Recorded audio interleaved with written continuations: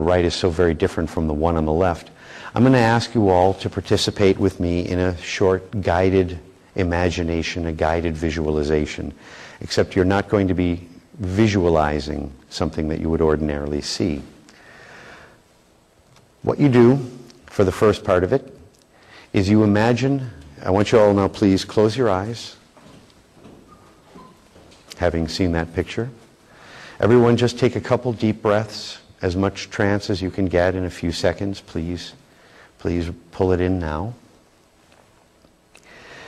And I want you to imagine that the space behind you and to your left is expanded out to infinity, like literally into outer space, while the space on your right is closed off behind you.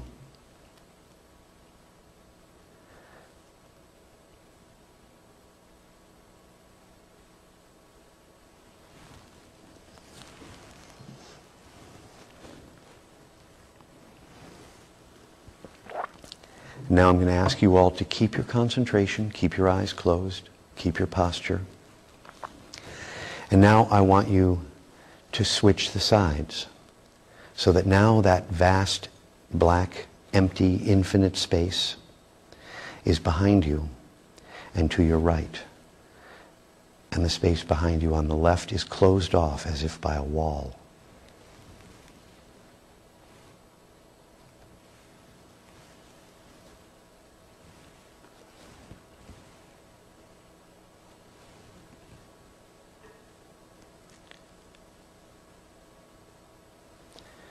And if you could all come back now, open your eyes, be with me again here.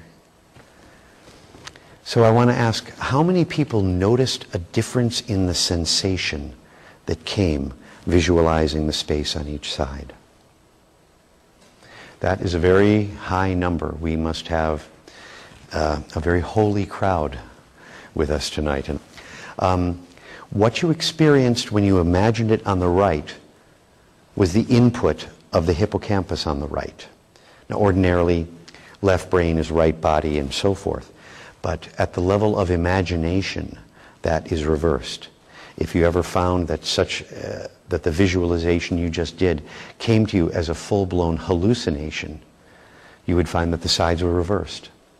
And if you're like most people, what you experienced on the right side was far more engaging. Really interesting. You really wanted to go into that space. That was the second phase. And the space, the sensation that you created for yourself, imagining the space on the left, could have been boring, stale, flat, dry, or something like that. And that is because the hippocampus on the right is far more forward-looking, positive, and optimistic.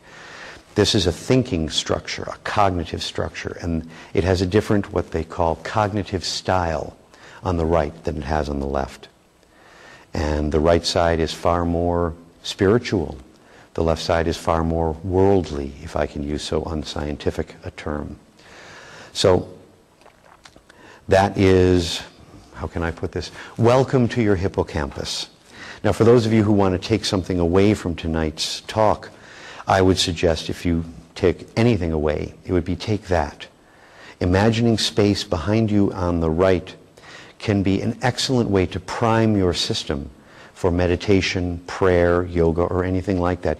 You don't need to spend 20 minutes trying to attain a perfect concentration with complete focus and excellent posture. You simply go in, establish the space, and then move on to the other practice. This isn't a standalone spiritual practice. It's one that does its best in service of other practices. So that's that. And now that I've brought you through your hippocampus a little bit, I can proceed to tell you a little more about miracles. Now, what Buddhaghosa Acharya said in the book Visuddhimagga, The Path of Purification, is that the way to do miracles is to close your eyes and get into a state of consciousness where you're seeing an infinite space behind your eyes. And he has a number of meditation techniques which are intended to make this state of consciousness easier to get. And in the flyer advertising this event, it said that I would explain how to do miracles. Perhaps there wasn't enough room on the paper, but maybe I didn't say, not to be too put out if you find that you go away from tonight's meeting unable to turn water into wine. I've been to Napa Valley, and it's an overrated skill. But he said, first you get into that state of consciousness. Now, he's not talking about the void with the point of light.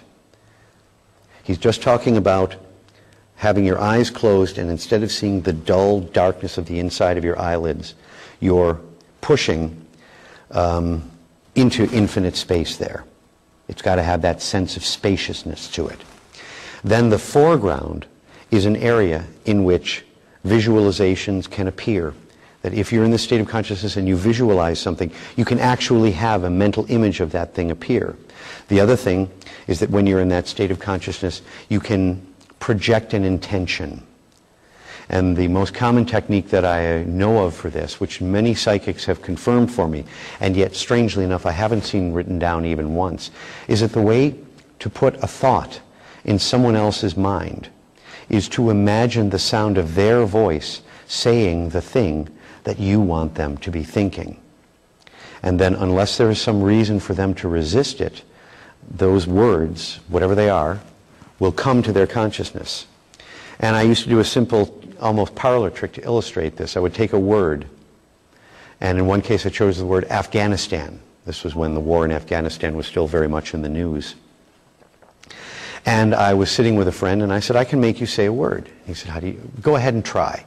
So I wrote the word Afghanistan on a piece of paper, folded it up, stuck it in his pocket, reaching across the scrambled eggs and bacon to do so, and started hearing his voice saying the word Afghanistan. Then at one point in the conversation he had to refer to a friend of his that was having trouble with a shopkeeper, and he said, yeah, the guy's Afghanistan. The guy is, he's from Afghanistan. And I said, Afghani? And he said, yes, that's it, he's Afghani. And I said, okay, read the word in your pocket. He took it out, there it was, and he was blown away. I had succeeded in putting a word in his consciousness. Now, one of the reasons I chose that word was that it wasn't too likely. It could come up in a normal conversation. And it wasn't a word with a religious, sexual, scientific, mathematical implication to it, so that he would have no reason to resist it. If I used the word polynomial, and he was one of these people who's convinced that he will never learn math, it would have failed. This is Bhagwan Das. Now, ordinarily, I don't mention the names of my subjects, but when I told Bhagwan Das, who is the author of a book called It's Here Now, Are You?, about his life experiences, including with his teacher, he said, no, use my name all you can. Use it everywhere you can. I want to be famous. Don't anonymize me, please. And I said, okay, I'll use your name all you can. So therefore, Bhagwan Das, Bhagwan Das, Bhagwan Das. And I hope he sees this video, and I hope he's pleased. So Bhagwan Das and I had a conversation where I told him about the void experience. And he said, oh, I know that state of consciousness. That's the womb of Kali. I said, the womb of Kali? He says, yes, I am a Kali worshiper. I do Kali bhajans and Kali pujas and ceremonies. I worship Kali every morning in front of my altar with a tambura and with bhajans, Hindu sacred songs. And when he was doing this, he would go into this state of consciousness. And it didn't happen with some other deities. It happened with Kali. I can't give you a sound explanation for that, and I'm not going to try. But certainly here was a man who knew the experience I talked about, and we compared some details, the sense of vibration and aliveness in the void state. And yes, we were talking about the same thing. The realm of infinite space, the void, the womb of Kali, call it what you will, it's not all too rare an experience. Now, Buddhaghosa Acharya said, you have to get into this state if you want to do miracles. And when you're in this state, the thing you imagine will come to pass if your state is locked down enough. If you get into that state and you're easily distracted, other phenomena appear, you're not ready. So Bhagwan Das had another teacher, Neem Karoli Baba. let ritual be satisfied, I will say Jai Shri Shri Neem Karoli Baba for you. He was an amazing teacher, a powerful teacher with tremendous psychic skills, and he did miracles. But unlike Jesus, he did miracles in modern times, permitted cameras, and did them in front of large groups of people. On certain holy days in the Hindu calendar, hundreds of people would come to his ashram, and someone would give him an apple, and he put the apple under his blanket, and he would start throwing apple after apple to the crowd. The loaves and the fishes thing seems almost pale by comparison, though certainly the divinity of the two men does not. And he could manifest things literally out of thin air. A disciple came to him once and said, I'm having terrible trouble with money. What should I do? And he was an Indian businessman, executive. And he said, okay, go get your best suit. Immediately take the train to Delhi and be on this corner at this time, and your problems will be solved. The guy said, you are the master.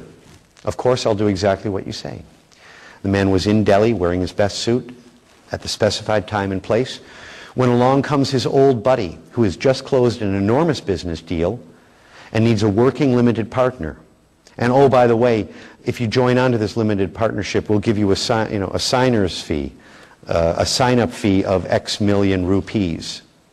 The man was there.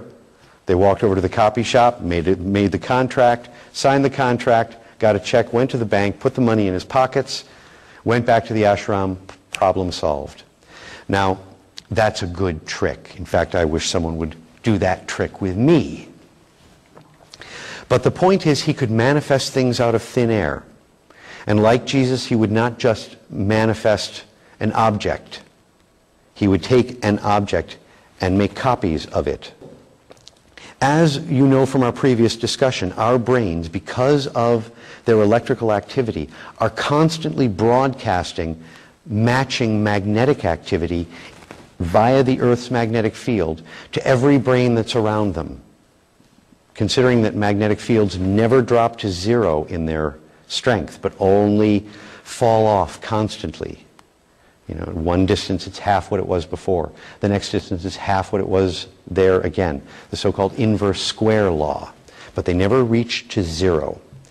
So whenever Neem Karoli Baba was performing a miracle, he was in the state of consciousness that miracles require.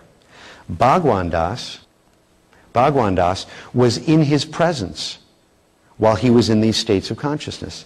So could Bhagwan Das's brain have picked up information from Neem Karoli Baba's brain that would allow him a greater chance at performing miracles than...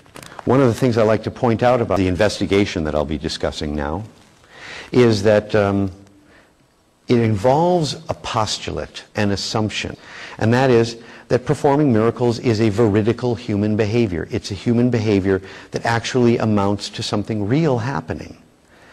And the assumption is worthwhile because belief in miracles is so incredibly widespread, and you can't investigate them except to dismiss them without making it. Sooner or later, someone in the scientific community somewhere has to decide, okay, miracles happen, let's look into that, instead of simply, there are no such things.